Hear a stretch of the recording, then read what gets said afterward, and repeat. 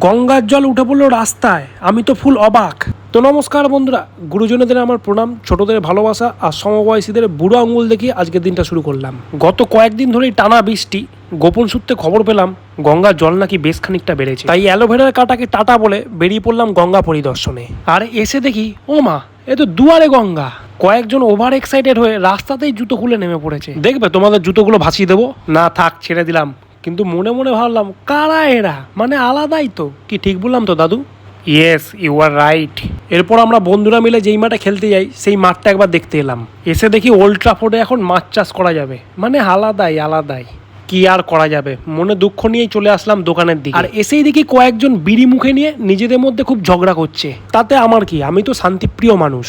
ঝগড়া তো করে বাচ্চারা, আমি তো লিজেন্ড, এই বলে আমি নিজেকে বুঝিয়ে নিয়ে দোকানের ভেতরে চলে আসি।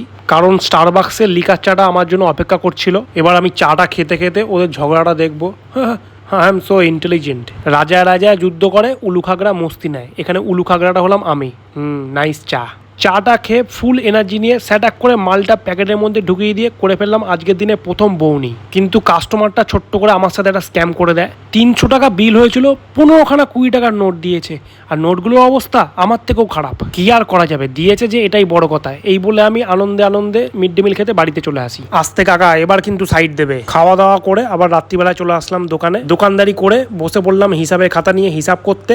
অ্যাজ ইউজুয়াল জীবনে হিসাবের মতো দোকানে হিসাবটাও মিললো না। কিন্তু তোমরা কিন্তু সাবস্ক্রাইব করতে ভুলো না। আজকের মতো ভিডিওটা এখানেই শেষ। বাই।